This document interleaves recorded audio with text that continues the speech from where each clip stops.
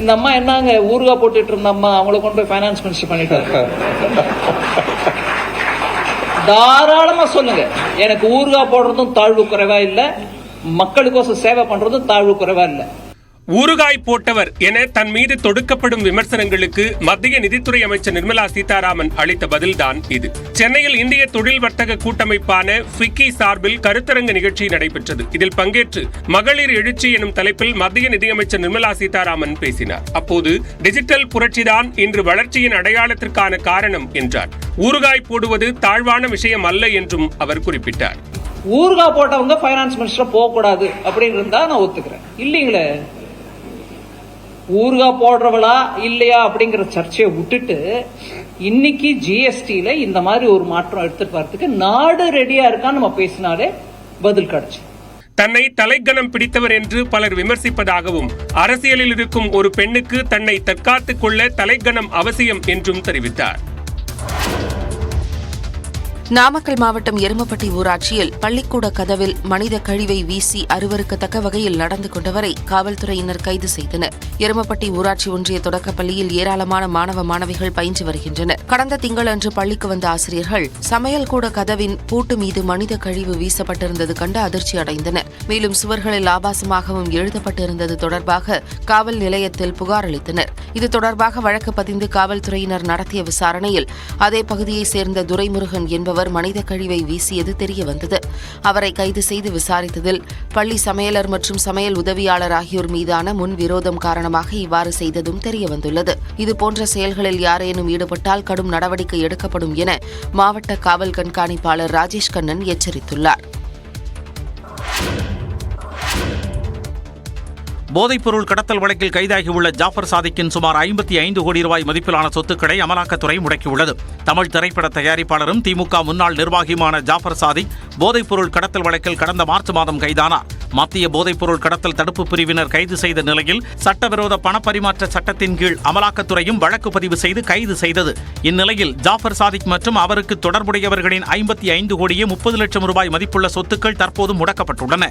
சட்டவிரோத பண பரிவர்த்தனை தடுப்புச் சட்டத்தின் கீழ் அமலாக்கத்துறை இந்த நடவடிக்கையை மேற்கொண்டுள்ளது. ஹோட்டல், சொகுசு பங்களா, ஜாக்வார், மெர்சிடிஸ் உள்ளிட்ட 7 கார்கள் உள்ளிட்டவற்றை அமலாக்கத்துறையினர் முடக்கியுள்ளனர். இந்திய கிரிக்கெட் அணியின் வீரர் ரவீந்திர ஜடேஜா பாஜகவில் இணைந்துள்ளதாக அவரது மனைவி தெரிவித்துள்ளார். குஜராத்தைச் சேர்ந்த ஜடேஜா ஆல்ரவுண்டராக இந்திய கிரிக்கெட் அணியில் இடம் வகித்து வருகிறார். சமீபத்தில் நடைபெற்ற T20 உலகக்கோப்பையை இந்திய அணி வென்ற நிலையில் கோலி, ரோஹித் சர்மாவை தொடர்ந்து ஜடேஜாவும் T20 சர்வதேச போட்டிகளில் இருந்து ஓய்வு பெற்றார். இந்த நிலையில் ஜடேஜா பாஜகவில் இணைந்துள்ளதாக அவரது மனைவியும் குஜராத் மாநில பாஜக MLA-வுமான ரிபபா எக்ஸ் பக்கத்தில் பதிவிட்டுள்ளதோடு அவரது உறுப்பினர் அட்டையையும் வெளியிட்டுள்ளார். இந்தியாவில் ஆளும் கட்சியாக உள்ள பாஜக செப்டம்பர் 2ஆம் தேதி முதல் உறுப்பினர் சேர்க்கையை புதுப்பித்து வருவதோடு புதிய உறுப்பினர்களையும் சேர்த்து வருகிறது. ரிலையன்ஸ் ஜியோ நிறுவனத்தின் 9வது ஆண்டு தொடக்க விழாவை ஒட்டி பல சிறப்பு சலுகைகள் அறிவிக்கப்பட்டுள்ளன. இந்தியாவின் முதன்மையான தொலைத்தொடர்பு நிறுவனமான ரிலையன்ஸ் ஜியோ தொடங்கப்பட்டு 8 ஆண்டுகள் நிறைவடைந்தன. இதை ஒட்டி ஜியோ வாடிக்கையாளர்களுக்கு ரீசார்ஜ் பிளான்களில் பல்வேறு அசத்தலான சலுகைகளை ரிலையன்ஸ் ஜியோ நிறுவனம் அறிவித்துள்ளது. அதன்படி செப்டம்பர் 5ஆம் தேதி முதல் 10ஆம் தேதி வரை குறிப்பிட்ட பிளான்களை ரீசார்ஜ் செய்பவர்களுக்கு 700 ரூபாய் வரையிலான இலவச சலுகைகள் வழங்கப்படும் என தெரிவித்துள்ளது. 90 நாள் மற்றும் 98 நாட்கள் வேலிடிட்டி கொண்ட 899 ரூபாய் மற்றும் 999 ரூபாய் கொண்ட பிளான்களை ரீசார்ஜ் செய்வோருக்கு 10 OTT தளங்கள் மற்றும் 10 GB டேட்டா 28 நாள் வேலிடிட்டியுடன் இலவசமாக வழங்கப்படும் என ரிலையன்ஸ் ஜியோ குறிப்பிட்டுள்ளது. மேலும் 2999 ரூபாய்க்கு மேல் ரீசார்ஜ் செய்பவர்களுக்கு ஜொமேட்டோ நிறுவனத்தின் 3 மாத கோல்டு மெம்பர்ஷிப் மற்றும் 500 ரூபாய்க்கான அஜியோ கூப்பன்கள் இலவசமாக வழங்கப்படும் என்றும் கூறியுள்ளது. சென்னையில் அரசு பள்ளியில் ஆன்மீக சொற்பொழிவு நடைபெற்றது பெரும் சர்ச்சையை ஏற்படுத்தியுள்ளது. அரசு பள்ளியில் ஆன்மீக சொற்பொழிவா என பள்ளிக் கல்வித்துறை அமைச்சர் அன்பில் மகேஷை இணையத்தில் பலரும் கேள்வி எழுப்பி வருகின்றனர்.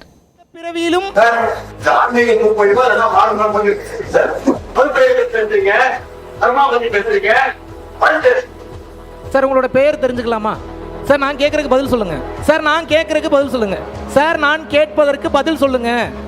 சார், நீங்க ஒரு கேள்வி கேட்டீங்கன்னா நான் ஒரு கேள்வி கேட்பேன். நான் கேட்கறதுக்கு பதில் சொல்லுங்க.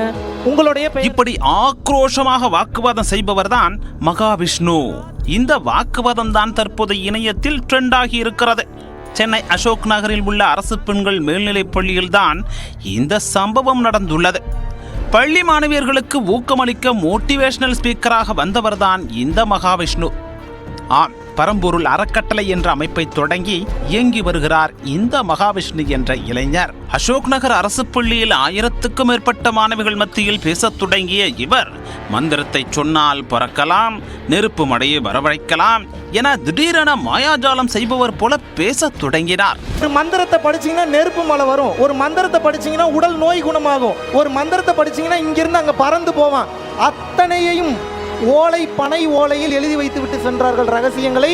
ஆனால் பின்னால் வந்த ஆட்சியாளர்களின் காரணமாக, நான் சொல்றேன் பிரிட்டிஷ் வந்த அவர்களுடைய சதி வேலையின் காரணமாக நமது மக்களுடைய ஞானம் மண்ணோடு மண்ணாக புதைந்தது.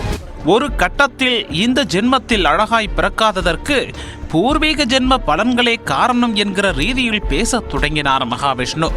கல்வித்துறை உயரதிகாரிகள் ஏற்பாடு செய்த நிகழ்ச்சி என்பதால் அதுவரை பொறுமை காத்த ஆசிரியர்களில் ஒருவர் இனியும் தாங்க முடியாதடா சாமி என வெகுண்டெழுந்தார்.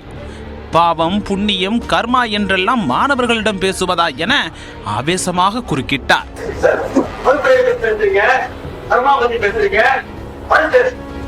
சார் உங்களோட பெயர் தெரிஞ்சுக்கலாமா?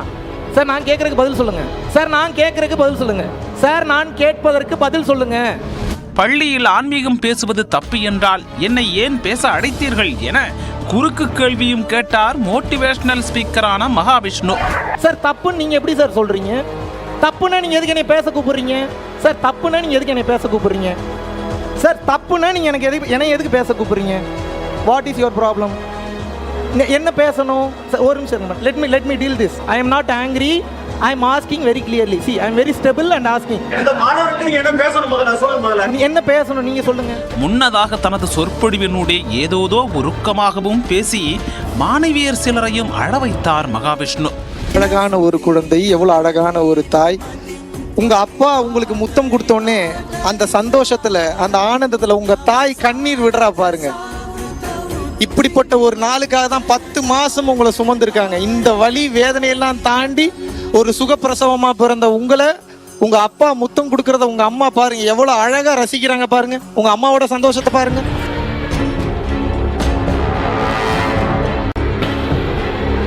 ஏற்கனவே நடிகர் தாமு இதே பாணியில் மாணவிகளை அழ வைத்ததற்கு கடும் கண்டனங்கள் எழுந்து அது நிறுத்தப்பட்ட நிலையில் அரசு பள்ளிகளில் புதிதாய் தோன்றியிருக்கிறார் மகாவிஷ்ணு. பள்ளிக்கூடத்திற்கு அவராக வந்துவிடவில்லை, மாவட்ட முதன்மை கல்வி அலுவலரின் ஏற்பாட்டில் தான் வந்திருக்கிறார். அவருக்கு கிடைத்த வரவேற்பை பார்த்தே அதை உணரவும் முடியும்.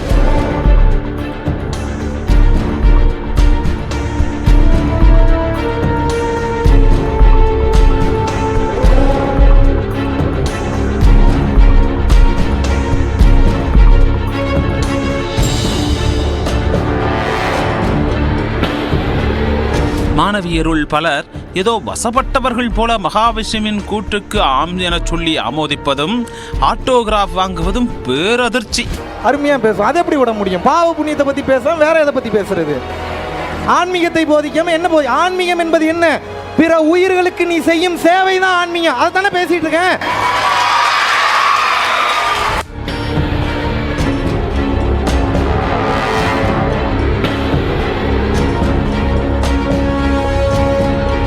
மகாவிஷ்ணு பேசிய வீடியோக்கள் இணையத்தில் வெளியானதும் அதிர்ச்சி அடைந்த நெட்டிசன்கள் இது என்ன தமிழ்நாடா இல்ல யோகி ஆதித்யநாத் ஆளும் உத்தரப்பிரதேசமா என கோபமாக கேள்வி எழுப்பியதையும் பார்க்க முடிந்தது. அரசு பள்ளிகளில் ஆன்மீக வகுப்புகள் நடத்தலாமா, அதற்கு அரசே துணை போவதா என்றும் சிலர் கேள்விகளையும் எழுப்பினர்.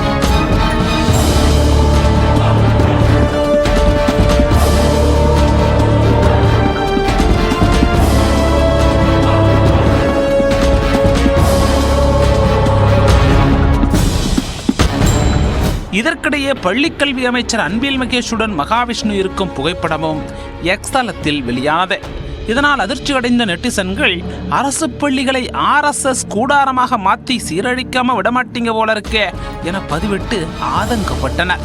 இவர் ஆன்மீகம், அரசியல் மட்டுமின்றி லௌகீக வாழ்க்கை பற்றியும் பாலியல் விவகாரங்கள் பற்றியும் உரைகள் நிகழ்த்தி வருவதையும் நெட்டிசன்கள் வெளிச்சம் போட்டு காட்டினர்.